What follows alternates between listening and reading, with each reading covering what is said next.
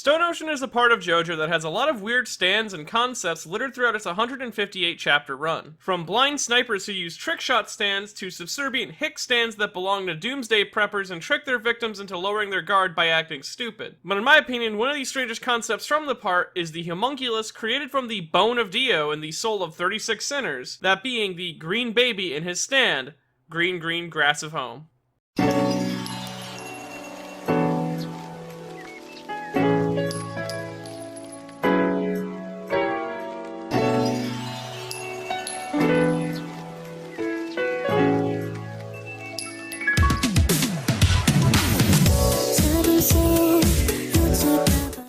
The Green Baby is a being created to advance the progress of Dio's Heaven Ascension process, and its creation is a sign that Dio's plan is already well into motion. Though before we get too into that, we should actually discuss the meaning behind its name.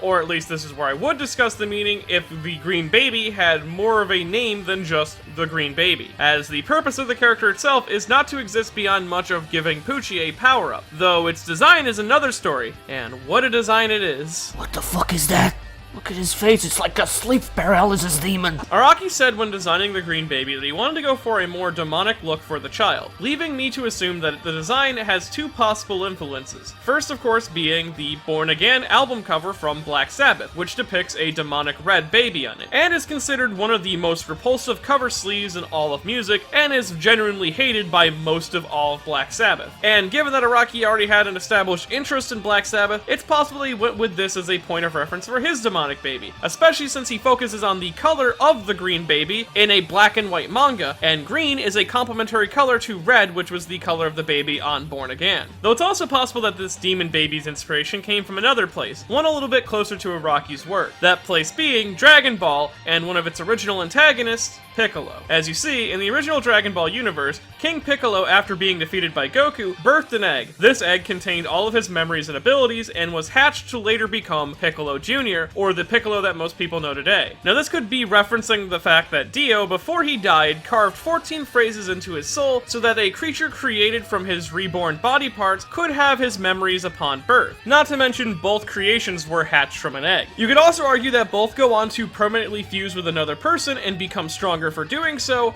and are significantly important to major aspects of the world, with Piccolo's life being tied to the Dragon Balls and their usefulness, and the Green Baby being tied to the importance of Dio's Heaven Ascension plan. But most importantly, in the original run of Dragon Ball, Piccolo is considered to be a demon, and Araki referenced Dragon Ball before in the past, so it's not too out of the question that he might reference it again now. Though no matter what design influenced the Green Baby, the baby is integral to Dio's plan. Thus, it needs to be protected, and the way it does so is through its stand, Green Green Grass of Home. Green Green Grass of Home is a close-range automatic stand which takes the form of a four-eyed man with two turbine engines sticking out the side of his head and wearing a bodysuit, which Araki says he drew with Native American designs in mind. It stands about 2.6 inches tall and acts as a guardian for the Green Baby, though you might wonder how something so small could possibly defend its host from just about anything. Well, you see, it does this through its ability, Infinity Paradox. Infinity Paradox is a shrinking ability that radiates out from the Green Baby. How it works is the closer someone gets to the baby, the smaller they will shrink, with no limit to the amount that they will shrink, as for example, if a target was to close half the distance between them and the Green Baby, they would reduce in half their original size. Along with this, if a target gets too close, then the stand itself will spring forth to attack or squish them given how big they are. Also, the stand itself can use the shrinking ability to its advantage as it is unaffected by it, either by knocking people closer to the baby so they'll become even smaller, or grabbing a hold of the target and shriveling them to the point that they become so small that they will forever be lost in a hellscape of microscopic size. The only weakness of the stand itself is that if a target retraces their own steps,